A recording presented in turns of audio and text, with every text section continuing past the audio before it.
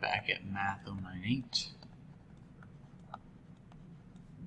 4.2. I'm going to call this part B of this lesson. And we're back looking at multiple variables. So as I'm looking at this problem, this is exercise 3, by the way, that we're missing some x, a y, and a z, but we still have 3 equations because we have 3 different variables, and you can see how they overlap. The important thing is to still eliminate one variable at a time.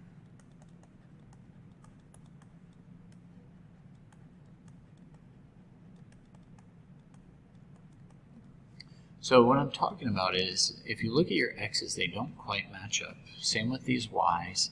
And when we get to this bottom one, these z's almost match up. The only thing is you have to multiply one of them by -1. So I'm choosing the bottom one. So it becomes -y plus 4z is equal to +3.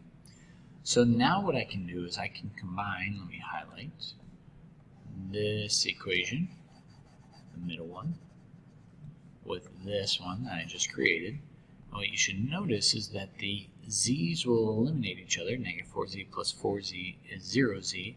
So what you are left with is 4x and then a minus y is equal to -1 plus 3 is 2. Now, this is where students get confused because they're like, what do I do next? Well, now look at the top equation. That's left alone. Don't mess with that yet. And the reason why I say yet is because what I would do, since I'm kind of teaching you here, is I would multiply the bottom equation by -2 to match up the x's. So that's -4x minus 8y is equal to -2. So now as I add these together, the x's eliminate. That would be -9y would be equal to 2 plus -2 is 0. Well, divide by -9, you get y equals 0. Now that, I hope you can see the method that I'm going here is eliminate, eliminate, eliminate, and now go back and substitute. Now you can choose either of these 2 equations. I would go to what I perceive to be the easier one, which is this one. It's not really any easier because like if you multiply by 0, you still get 0. So 4x minus 0 equals 2. So it's just 4x equals 2. When you divide, 2 divided by 4 reduces to 1/2. And so eliminate, eliminate, eliminate, substitute, substitute. You can choose either of these equations. It really doesn't matter which one. Maybe just go to the top equation. Well, the top equation won't make any sense because we already know that when x is 1/2. Y is 0, so that would be a ridiculous thing to do. So maybe just go to this equation and plug in 0 for y. So I even grabbed the wrong one. So 0 minus 4z, so we're just left with -4z is equal to -3. When you divide by -4, you get z is equal to 3/4. Okay, I'm fine if you change these to decimals. Typically, we write it as an ordered triple. X is 1/2, y is 0, z is 3/4 in this order. But you don't have to write it that way. That's just how my answer key looks, if anybody's curious. So again, pause the video before I move on to the next page. Try it on your own. Try a few problems. You can even jump to the homework already and do a few problems, see if it's making sense. Because the next one I just threw in, trying to get you to, mess around a little bit. As you look at this next one, just so you know, you don't have to multiply every time. You could divide. Just most math teachers don't talk about dividing because it's the same as multiplying by 1/2. And this middle one, maybe just double all of those. And what I'm going to do is I'm going to actually make a lot of these the same. So I'm not changing the top equation at all. That's already 2x. The middle equation would become 2x.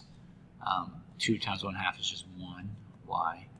and then the 2's that cancel there, 3z is equal to 6. Now, already I would actually stop being a math teacher. I would know that these two things are identical. Well, what does it mean that they're identical? Is that they're the same plane. So identical implies, here's my little symbol for implies, they're the same plane. So how many times do they intersect? Infinitely many. Now, a better math teacher would wait until you look at the next one, because if you had two that were the same, and then the third one was parallel to it,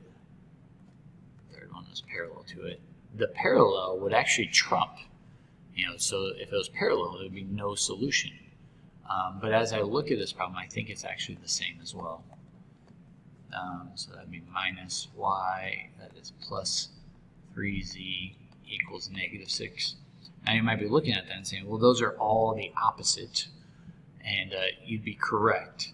But you can multiply all those by negative 1, and then they would be the same plane. So this answer is infinitely many.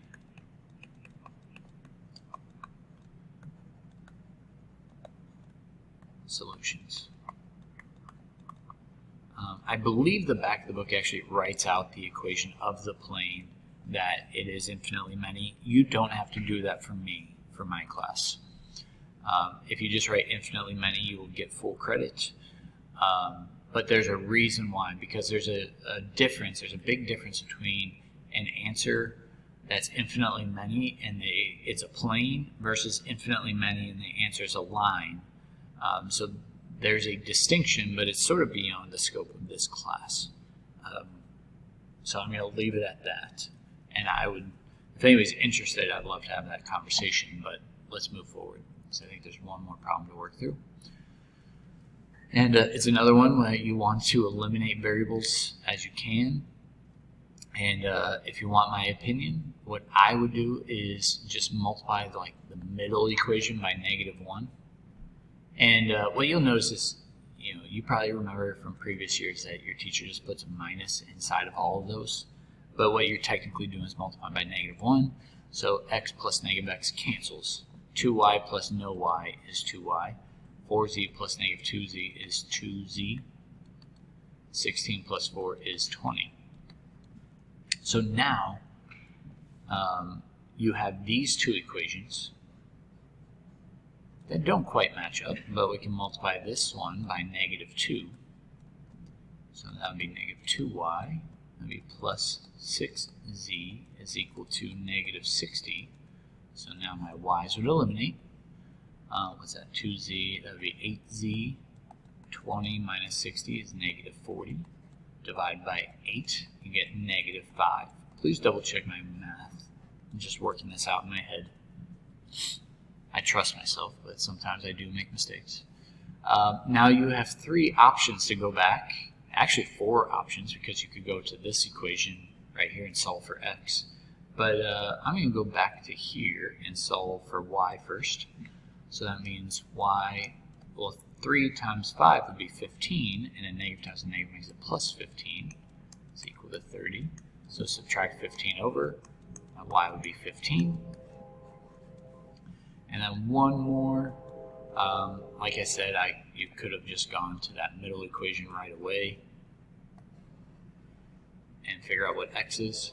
So x, that would be 2 times 5 is 10. It's negative because of the negative 5 equals negative 4. So add 10 over and you get x equals 6. Now you could double check that that's correct by plugging all of these into the top equation. So is it true that 6 plus 30 is 2 times 15, so that's 36, minus 20, because 4 times 5 is 20, it's a negative because of the negative here. Is 36 minus 20 equals 16? Yes, it does. So it's true for all 3 equations. Again, your ordered triple would be written with x first. So we would write it like this: 6, 15, negative 5. So hopefully we've done enough that you feel confident to move forward with the assignment. Hit pause if you still need to watch it. And you don't have to worry about this. I hope you're bringing a book if you are in person. every single day. But the next assignment, just as a heads up, are all word problems. So let me just jot this down. 4.3 are word problems. So instead of me just walking you through the word problems, I want you to try them. There's no video for 4.3. But you're applying everything from concepts from sections 1 and 2. So you just have to interpret the problem, be able to do it, and then move forward. And I'll try to be generous with the due date. And the next video you'll see is 4.4. But here's your assignment for 4.2.